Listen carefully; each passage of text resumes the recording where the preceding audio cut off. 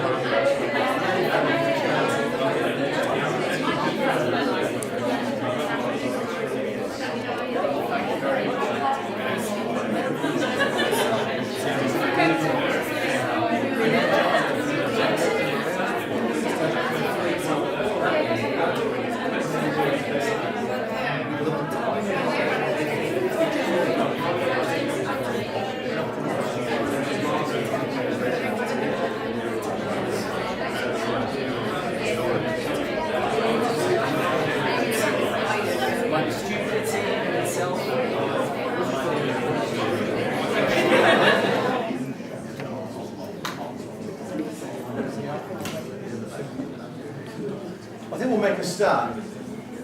Welcome everyone. There's no full house. We're a little over our planned numbers, so for those of you who are standing, please forgive us, but I promise there's lots of refreshment later to revive your flagging spirits.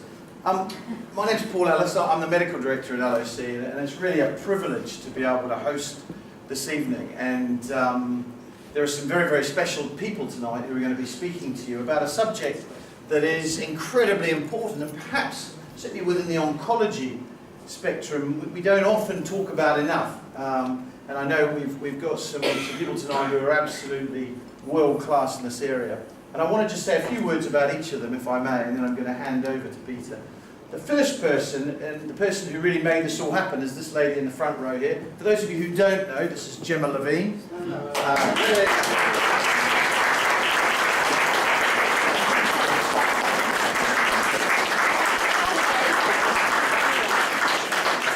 So Gemma was a patient of mine, is a patient of mine, and was treated many years ago for breast cancer. And I'll never forget it. Towards right in the middle of a pretty intensive period of chemotherapy treatment, she was pretty exhausted. And we were coming towards the end of it, and I said, what are you going to do next, Gem, once you've got rid of the doctors in your life and the nurses? And she looked at me quite seriously and said, I'm going to write a book. And I said, I just raised my eyebrow. I didn't really know what to say. You know, she said, neutral count's low. She's exhausted, and because I didn't really know Gemma then like I know her now, and she said, no, I'm going to write a book. And then about 3 weeks later, the next chemo, I said, how's the book coming along? She said, it's coming along very well, thanks. Anyway, the long and the short of that is Gemma, for those of you who don't know, is a very well-known and much-loved photographer, photojournalist, and along the way, she's taken those skills and turned them into being an educator in terms of medical issues.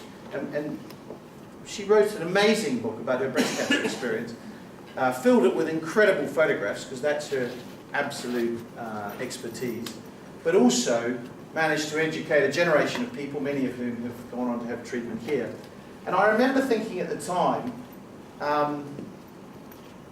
don't say no to Gemma Levine, do you? I mean, you just don't. And I was just thinking what I was going to say tonight, and I came across, this is a book she gave me, which is a memoir of hers, but there are two photos I think are interesting. On the front is Gemma, actually not much younger than she is now, really, I wouldn't think, but possibly a little bit younger, of her, I think in the Middle East, taking a photo. And to me that photo says talent, inquisitive, energy, drive.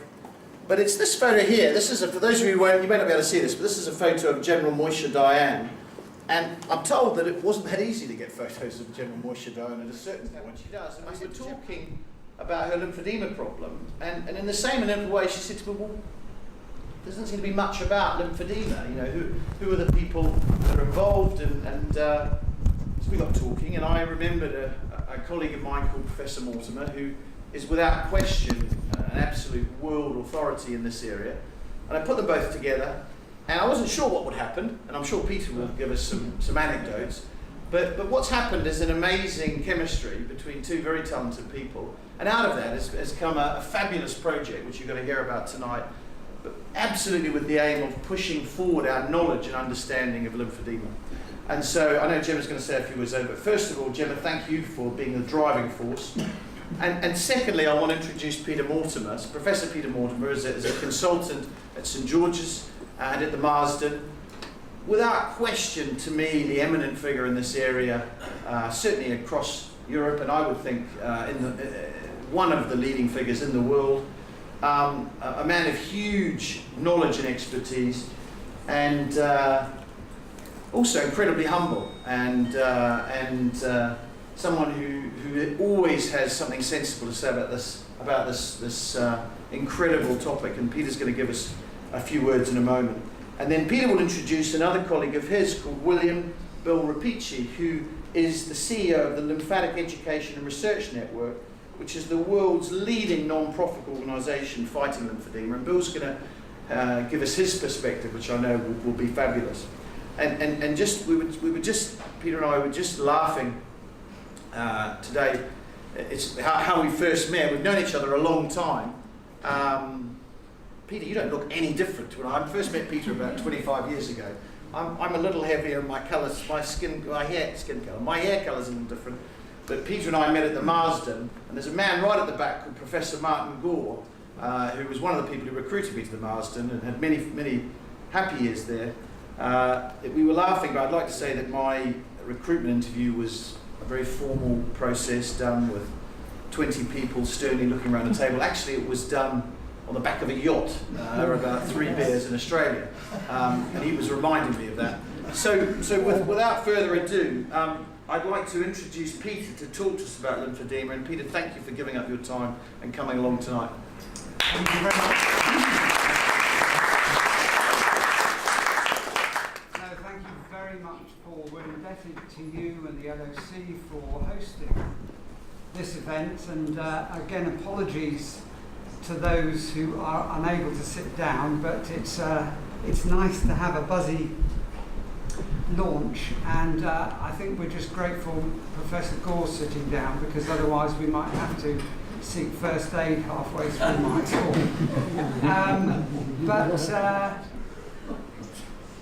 So thank you very much. It's a real pleasure to be here, and I know Gemma has really appreciated what you've done in terms of her other book launches, so thank you very much. I'm sure she'll say some words later.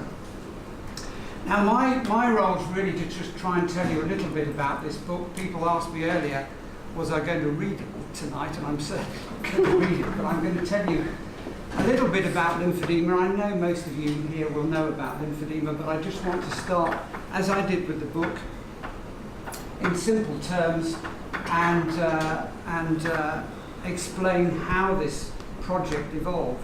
Now, so why do a book on lymphedema? Well, as Paul's alluded to, the simple answer is because Gemma asked me to do it.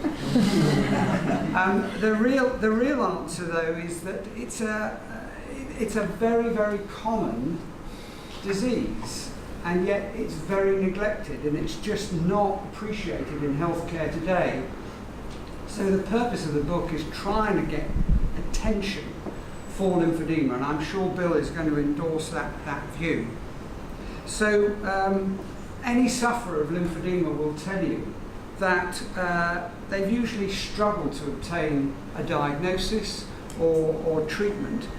Indeed, any sufferer of lymphedema will probably tell you that within a short space of time they've actually known more about the condition than their doctor. And there aren't many conditions in healthcare today where that occurs. So, a little bit about Gemma. So, who is my co-author? Well, Gemma, as Paul said, is an internationally renowned portrait photographer. She's an author of 20 books. She has extraordinary drive, and she has this ability to get things done, as Paul was saying, and I couldn't endorse that more. Okay, I did some of the writing for the book, but I wouldn't have completed that without her encouragement and nightly phone calls. So I don't quite know what I'm going to be doing after this project is complete. She organised the publishers, the sponsorship, and many of the contributors. She took, needless to say, the photographs for the book, and selected most of those that are in the book with such artistic taste. She obtained 99% of the quotes, and I'll come back to this because the quotes I thought were an inspired idea. She's so well connected. It wasn't difficult for her to contact colleagues and say, like Dame Judy Dench, for example, say, doing a book on lymphedema, can we have a quote from you? And nobody says no to Gemma. So there is an extraordinary list of famous people and celebrities who are quoted in the book, and I think it just makes a little difference. It makes people sit up and take notice. So the book is designed to explain in the simplest possible terms about lymphedema, and it uses real patient stories. You might say, what is an unreal patient? But what I mean to say is I literally got patients to write their stories for me, so we could include them in the book, some anonymously, but some, and particularly the children, were willing to be identified. The first story is Gemma's story, really, of how she got through her breast cancer treatment and she was still able to work. But when she got lymphedema, she was not able to work because her heavy camera she couldn't lift with her arm. And so that is gives you a good idea of the problems that arm lymphedema can produce. So what is lymphedema? Well, lymphedema is simply a failure of the lymph system. And the doctors will tell you quite a lot about the cardiovascular system, the heart and circulation, but they won't be able to tell you very much about the lymph system and what it does. And it's a telling fact today that we have hundreds of drugs that can work on the heart and the circulation to make them work better, but there is still not one drug that makes the lymph system work better. So, the lymph system is, for those that don't know, a network of tubes connected to lymph glands. And the purpose of the lymph system is to cleanse the body's tissues. So, if the blood circulation is the supply system for the body, the lymph system is the drainage route, the overflow pipe, the waste disposal route. But it also has an important role in the immune system, so that when the lymph system goes wrong, materials that would normally be drained from the tissues build up, so you get the swelling, and you also get horrendous infections, and that is what the package of lymphedema is.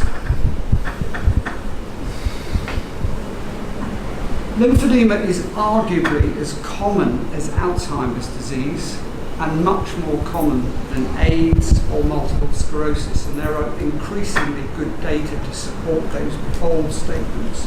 But if you mention lymphedema in the street, you might get someone who says, isn't that what you get after breast cancer? Not any other cancer, breast cancer. And the answer, it is. At least it was 1 in 9 women get breast cancer, and about 1 in 5 will get lymphedema. So it's very common, yet breast cancer-related lymphedema makes up only about 1/8 of all forms of lymphedema. There are many other causes and forms of lymphedema. Mention elephantiasis to anyone in the street. This is elephantiasis, and they'll think, isn't that what the elephant man had? No. Well, the elephant man had Proteus syndrome, and believe it or not, that has some lymphedema with it as well. But the point is, elephantiasis is having a leg like an elephant's leg. And that's the term they use in tropical countries for filarial lymphedema. Now, filariasis is an infection borne by a mosquito bite, and what's injected into the human, the little larvae, then grow in the lymph system, block the lymph system as they grow up into adult worms to give rise to elephantiasis. And I'm delighted to see Claire Fuller here, because Claire is a world expert on non-filarial elephantiasis. In other words, elephantiasis that's produced for different reasons, and I'll come on to that a little bit later. But filarial lymphedema makes up about 40 million cases of lymphedema in the tropical countries. So why is lymphedema so neglected? Why do we know so little about it? Well, I love this quote. I put this quote actually at the beginning of my thesis. And Philip McMaster, who was a very famous Canadian physician scientist and did a lot of work on human lymphatics, said, and I'll read it out, the functions of the lymph system have remained largely unknown. Two influences have contributed to our state of ignorance: a lack of suitable methods of study and a lack of interest. And the condition, I would add to that by saying that condition being lymphedema is largely non-fatal, and impactive healthcare is quite rightly like cancer for those conditions that are mainly fatal. There is not one drug therapy, and surgical solutions are still not quite there yet. So if you say to a doctor, you can't investigate it very well, there's no drug, there's no real operation, doctors are just not going to be interested. In other words, it's just not sexy. And then if you add the fact that the main treatment at the moment is a compression stocking, you'll switch everybody off completely. And it's made even worse by, many of you won't be old enough, it's only perhaps Professor Gore and myself that will know who Laura Batty was. But her stockings, so often I'll say to patients, we need to do compression garments. And, oh, not Nora Batty stockings. But of course, on the right, and you know I'm a tennis fan, we have Serena Williams wearing compression garments at the last US Open, which she won. Elite athletes use these now, ostensibly to improve muscle recovery after exercise, but why do they work? They work because they improve venous drainage, and they improve, most importantly, lymph drainage. So that's why muscle recovery occurs. So it's an image thing that's important in getting across treatment for lymphedema. And I've got a chapter in the book called The Perils of Infection, because this, for the patient, is what frightens them the most, is infection. And infection occurs because of the altered immune cell trafficking. The fact that the lymphedema area, the immune system does not work very well in the affected site. And infections can often be recurrent and devastating for the patient. And furthermore, the infections can sometimes be really very serious. So we hear a lot about sepsis and septicaemia, and this is a very common cause of sepsis and septicaemia. So if you include this in the package of lymphedema, as one should, it's a serious problem.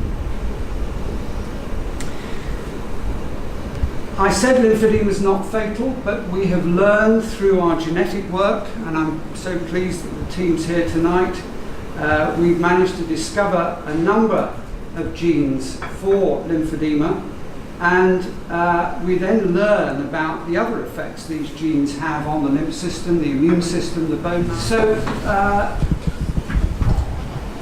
this mutation caused a bone marrow and effect on this girl's immune system, and she sadly died earlier this year, 24. But actually it wasn't the bone marrow problem or the infection, it was actually lymphedema engulfing her body that actually caused her demise. So it is rare, but is not totally a non-fatal condition. Now my journey with lymphedema started about 35 years ago So this is Paul when I had no grey hair.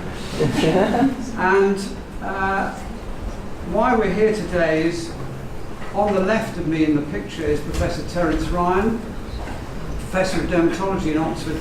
And Terence said to me when I was appointed Senior Registrar in Oxford in '81, he said, Peter, you need to do some research, and I think you should do something on lymphatics. Well, I'd gone to Oxford hoping I would do some work on circulation, because that was his area of expertise. But then Terence said, but I guarantee in 2 years' time, if you do some research on the lymphatics, you will be a world expert. And I was flattered. I thought, gosh, he thinks so much of my ability. And I puffed out my chest. But it soon dawned on me that if you're the only expert, you're the only person, and I still get that with the patients today. They come in, they say, Professor Mortimer, I gather you're the best. And I say, yes, but I'm the worst. Because if you're one of the few, and I'm probably one of the few, if the only one, that actually spends pretty well all their time working on lymphedema now. Caroline Badger was the first nurse consultant in lymphedema. And John Hobbs, interestingly, a vascular surgeon, was actually chair of the committee that got compression garments onto the tariff. So it's quite a good photograph.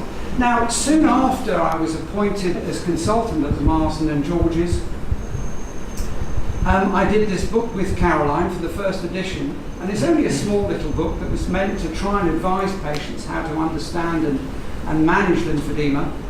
But as you can see, over the years, it's got a lifetime sales of about 55,000. I'd like to say it's because of the quality of the book, but I think what that number, that statistic is telling us is there's a lot of lymphedema out there, and there's a lot of patients who want information. So if we can get half the success with this book, we'll be doing very, very well. So the book is intended to explain in the simplest possible terms about lymphedema, the lymph system, true stories of patients. Yes, I wrote it tried to write it for the public at large in the hope that it might appear on Waterstone shelves. It won't, but that was the goal, to try and make it as simple as possible. And it's not easy. You can do a lot of scientific papers, but there's nothing more challenging than trying to write something in an informative and educational and light-hearted way, so that they prepare to read it and not just think, this is very heavy.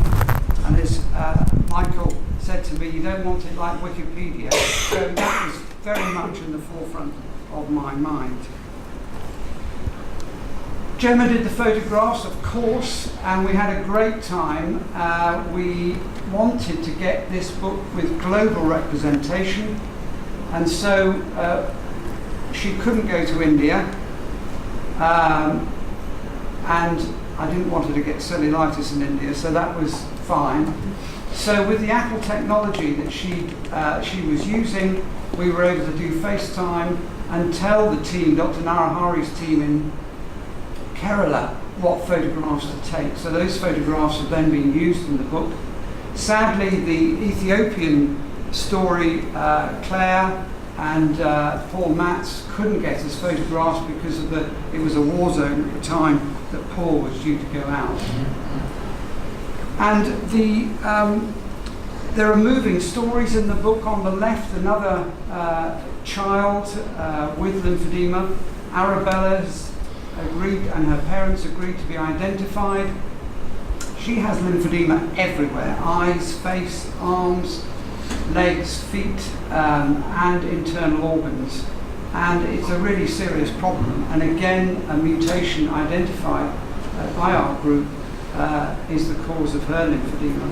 So I'm particularly pleased with the children's chapter, and I'm particularly pleased with the worldwide chapter on lymphedema, both from the Indian stories, but also Claire's written very movingly about this condition, non-filarial elephantiasis or polyconiosis, where the children walk barefoot and then get these silicate particles which poison the lymph system. So it is a dreadful condition. but sadly there are no pictures in the book of podoconiosis. We're very grateful to our sponsors, Juzo, and Adam Withy's here tonight, Anna Rosa Zorn, the owner, and Jürgen Gold, who paid for the publishing. I was particularly honoured that Royal Highness Princess Alexandra wrote the foreword, and anyone who knows the royal family knows they only can link into their particular charities, and Her Royal Highness is very involved in neglected tropical diseases, of which elephantiasis or filarial lymphedema is one of the commonest. We have stories from celebrities and particular moving stories from Kathy Bates, Oscar-winning actress for Misery, and of course she got lymphedema, which made it even more miserable for her, and she talks very powerfully in the book about what it's like as a patient to have lymphedema. I'm sure Bill will probably also talk about Kathy. And coming back to some of the quotes, this is one from Sir Carl Jenkins and Lady Jenkins, Carl being probably the most, one of the most popular living composers today.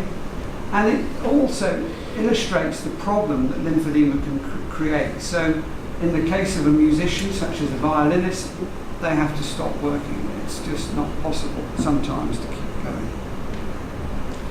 The other feature in the book is trying to explain things as well as possible. So I used analogies. So lymph vessels, little lymph vessels, are not dissimilar from the tentacles on sea anemones. So I sent Gemma out photographing sea anemones and photographing canal locks, because canal locks are exactly how lymphatic valves work in the bigger lymph vessels. So just trying to make it a little bit more interesting and understandable.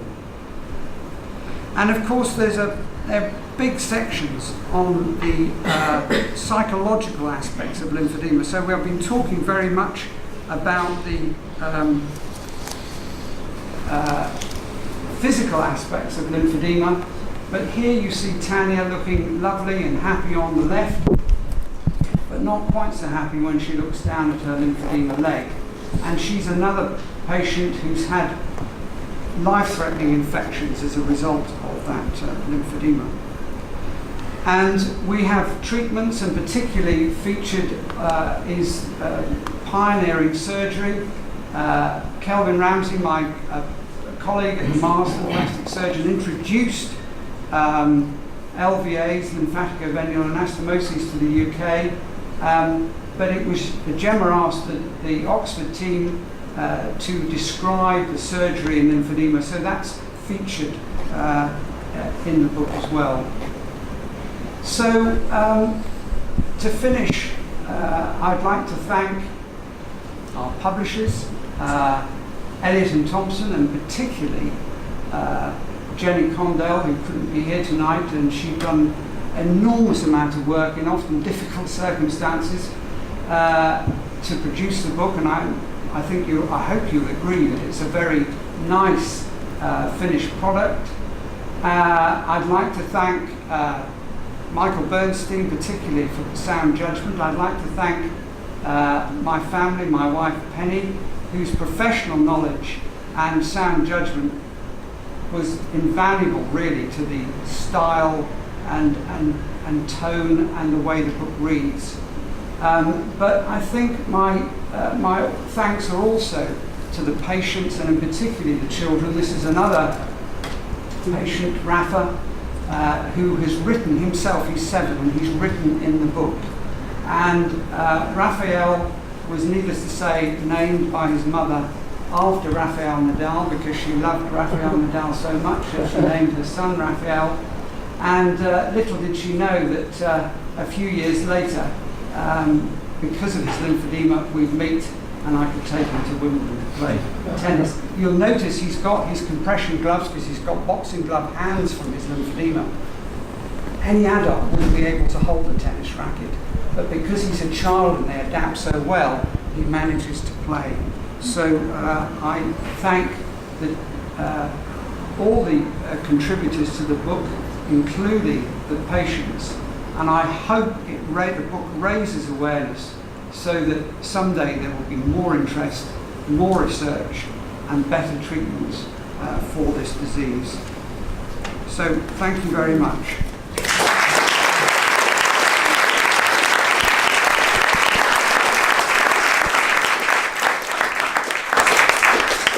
Now, you've probably had enough of speeches, but I cannot,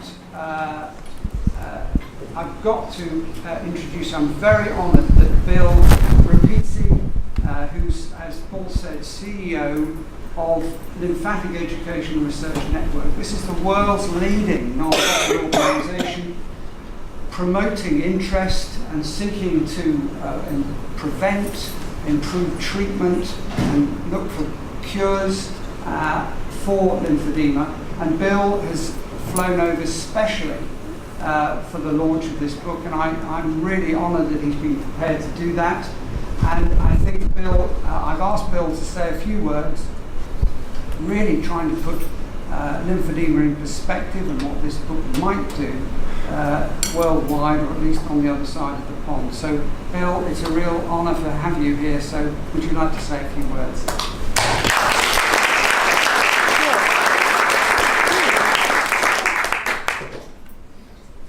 Well, this just gets more and more intimidating as we go on here. First, we have Dr. Ellis saying I'm going to be fabulous. I was kind of hoping sufficient would be enough. Plus, besides being in this field, I worked 18 years as a theater producer in New York. And if you ask any actor, the one thing you don't follow on stage is either a child or an animal, because it upstages you. So to have to follow Dr. Mortimer, the only nice thing there is I actually forgot that I had to speak until you pointed to me regarding Kathy Bates, and I suddenly remembered I have to get up here and follow him. The one person I really have to thank is the one person in the room who swooned a little too much hearing Professor Mortimer speak, because for me that was a good omen. I produced a show many years ago, and on opening night, the lead actor had a few too many drinks and fell off the stage. This would not be normally something that you would like. However, we ended up getting brilliant reviews for the show regardless of that. So basically, if you could pick yourself back on your feet and keep going, it's a good omen. So in this case, the party continues, and here we are. To speak a bit, Gemma Levine. I realize most of you here know Gemma and are probably here with some connection to Gemma. Actually, I've never met Gemma before this trip. We were in touch with one another initially because Kathy Bates happens to be the spokesperson for the Lymphatic Education and Research Network. So that connected us, and they were interested in Kathy being part of the book, and they asked me as well to write a chapter for the book. But we didn't meet in person until Sunday night, when she invited myself and my spouse over to her apartment for a wonderful soiree of endless champagne and hors d'oeuvres. And during that period of time, we spoke passionately about this field as well. And as it became time to leave, she said, well, Bill, are you prepared for your speech? How long are you going to speak? And I said, well, about 5 minutes. And she said, oh, no, no, no. You must speak for at least 20 minutes. Well, I'm not going to speak for 20 minutes, but I will say that when I hugged Gemma when I left, I felt like a young man whose mother had hugged him as he readied himself for battle. With all that sense of duty that goes along with it. I would also add one thing. People have said Gemma is someone you can't say no to. And that's true, but I will add one thing to it. Gemma is someone you don't want to say no to. And I think that is her success in why many of us are here today. With that, I will start my 5 minutes. First of all, Dr. Mortimer, my friend, who took me to Wimbledon yesterday, which was quite an event. Gemma, and of course, honored guests. It's so great to see faces like Dr. Jimmy Moore and Christiana Gordon that are here as well. But again, so many that I don't know, and I hope my New York cadence is one that you can understand well. If I speak too quickly, well, that's just the way things go, I guess, at this point. It's an honor to be here today to talk about, to recognize, and to celebrate this momentous book of Let's Talk Lymphedema. Professor Mortimer's remarks have rather beautifully and comprehensively traversed the landscape of the book and the crisis at hand. So I really just need to offer a bit of a short coda as the CEO of Learn, which you already know, international organization whose mission is to fight lymphedema through research, education, and advocacy. As such, I truly thank Dr. Mortimer and Gemma for asking our spokesperson, Kathy Bates, and me to write chapters for this book. I hope now to pick up where Dr. Mortimer ended his talk and focus on the need for hope. When I was first asked to enter this field, at that time I knew absolutely nothing about lymphedema and lymphatics. And in fact, when I was offered the job, I turned it down.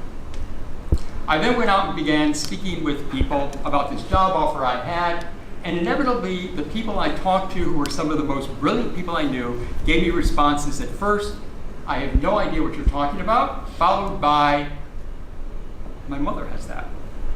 My mother had breast cancer. Her arm is like this. What did you call it?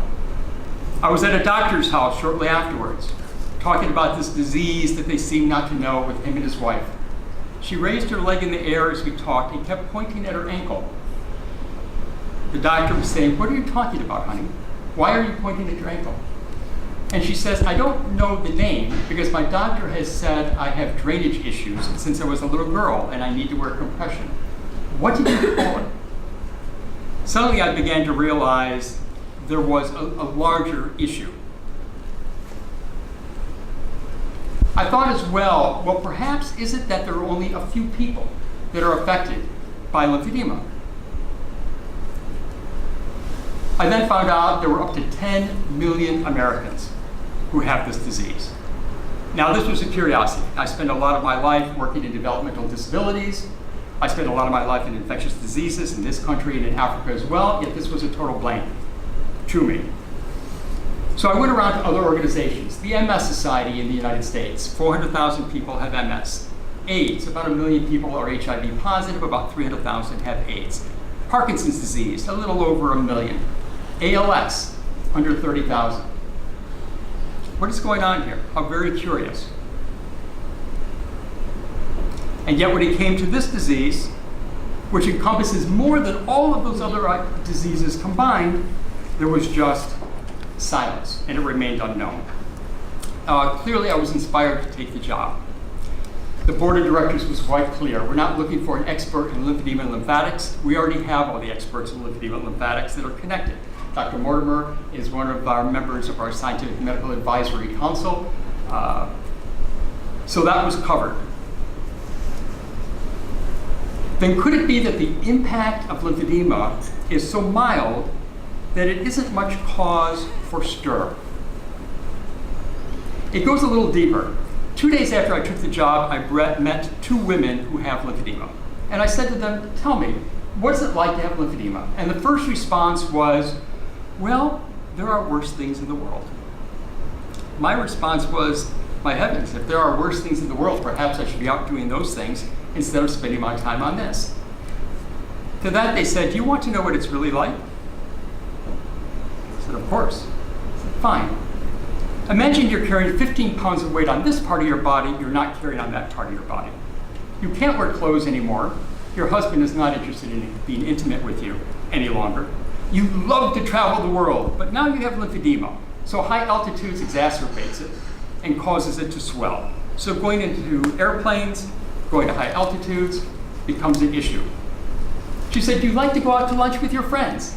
Wonderful. Do you know what it's like to be standing in front of a maitre d' with your friends and being told, I'm sorry, I cannot seat you because you will disturb the other patrons? Or what it is like to get bouts of cellulitis a couple times a year and end up in the emergency room, sometimes close to toxic shock. The final coda, when you think of all the things you can't do, wearing a wedding ring, gardening, playing sports, raising a camera when you're one of the foremost photographers in the world. These are things that are no longer available to you. Quality of life diminished to the maximum. The last statement they said, in these cases they happen to have had cancer, was that lymphedema is worse than cancer. Cancer they cured. Lymphedema is forever.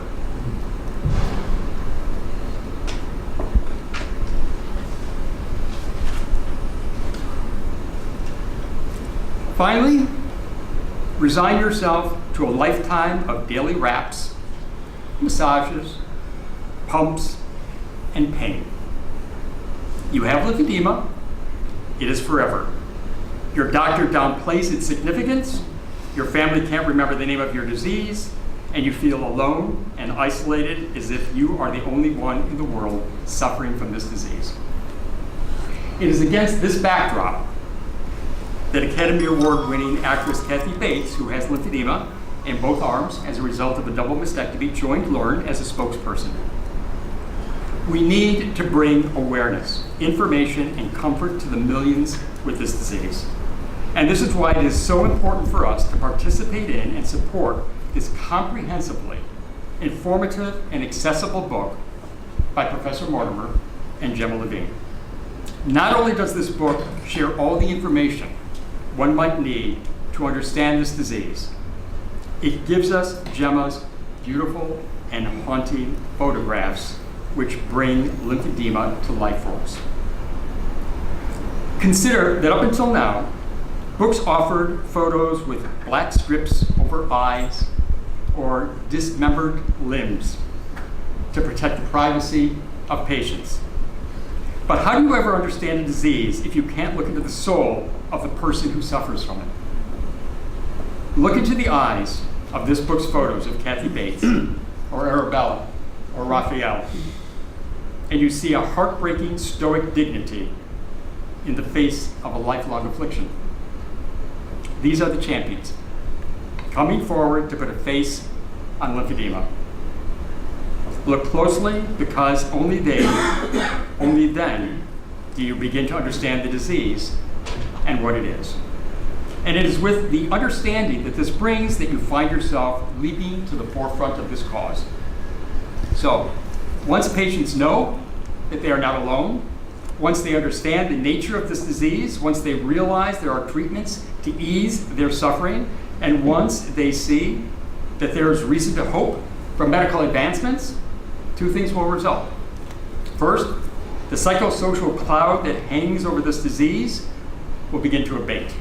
And second, when millions of people worldwide connect with a shared dream, they become a unified force that can change the world. Unique in its content and voice, Let's Talk Lymphoedema is more than a book. It is an anthem for a movement.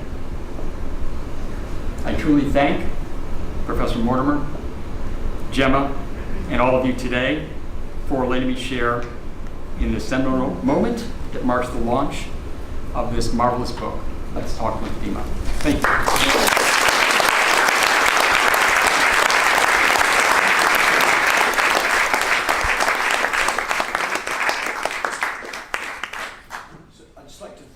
Peter and Bill so much for their words tonight. Two people who, in their own ways, have spent a huge amount of their life looking into this condition, and I think both of you, thank you, have educated us hugely. We're going to leave the last word to you, Gemma, so over to you. The last word is my friend Paul Ellis. I came here 7 years ago, and I came with my sister and Suzanne, my niece, and we came to talk to Paul, and he told me what was about to happen to me in the chemo room, and that's the first time I met him. And I was here for many, many months, and in a funny sort of way, it became home to me, because I was always here and the staff was so incredible and warm and treated me so beautifully. And I used to look forward to the moment when Paul would come down and go through the cubicles and talk to each of his patients. And it meant a lot to me. And through the years now, I've seen Paul for checkups and things like that. And he's been a true, warm, incredible friend. And then we come to this. And I had decided I wanted to do a book on lymphedema because I didn't know what it was, never heard of it before, and I needed, obviously, some help to move forward with the idea. And Carmel, who's sitting here, my therapist, specialist, she said to me, "You must meet Peter Mortimer." Well, I didn't know who Peter Mortimer was, so she said, "Well, you've got to meet him." Well, it wasn't quite as easy as that because I couldn't get through to him. His secretary said, "Oh, another 3 months or 6 months." Anyway, I then went to see my friend Paul, and I said to Paul, "What am I going to do? I'd like to do a book on lymphedema. I've learned so much about it in a short time, and how do I get through to Professor Mortimer?" So he laughed, and he sent me out the room, and he said he'll make a phone call. Well, he did make a phone call, and he reported back to me that Professor Mortimer would be happy to meet me. Now, Paul has said, nobody ever says no to Gemma. Well, I'm sorry, but nobody ever says no to Paul. So Professor Mortimer had to do this with me, and thank God he did. We've had a couple of years together now, and it's been a very interesting ride. And we've produced this incredible book, which I'm happy to say we're going to give a copy to each and every one of you, free of charge. And hopefully we're going to do a little bit of publicity to promote the book. But this is a very funny thing happened this week. I was looking forward to meeting William Benchy and invited him to my home, as you have just heard. And I went to Selfridges to get a cake for him for his bedroom. So I said to the girl, "This is exactly what I want. I want that cake over there, and I want written on that, 'Let's talk lymphedema.'"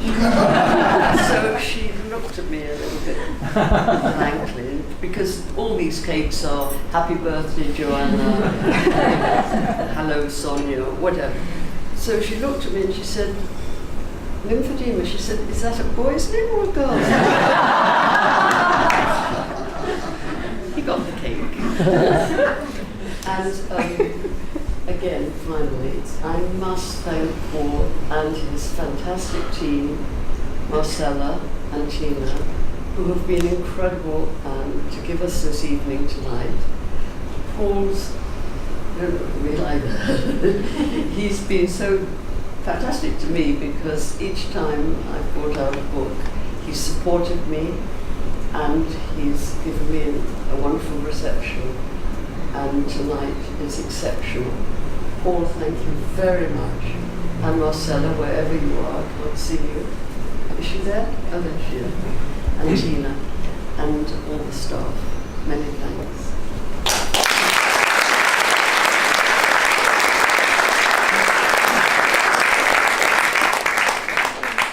Very much want Gemma to have the last word. I just want to also thank Guy Reynolds, who's our chief executive, who very much, gave us the green light to put this on, and Guy, I don't think he's here tonight, but him and his team, Marcelo and Tina, obviously, thank you. I just wanted to make one final comment, and that is that there's it's an amazing group of people tonight from many different backgrounds. I think we have patients, most importantly, we have health colleagues, therapists, we have journalists in the room, we have people from all walks of life, and I again come back to, you've heard from 3 extraordinary people. I hope you go out tonight having learned a little bit more about lymphedema, but more importantly, that you'll go out and spread the word that this is a condition that where there may not be drugs, Peter, but there's an awful lot of knowledge, there's some fabulous experts, and there's definitely hope in terms of moving forward. with that, thank you for being with us tonight. I think what we're going to do now is delicately move the chairs out so that you get a chance to mingle here in the ballroom. And I know Gemma and Peter are very happy to talk with you. Bill, I hope can say, would also be delighted. And Gemma and Peter are going to sign books for folk as they would like. So with that, thank you very much for coming. I hope you enjoy it.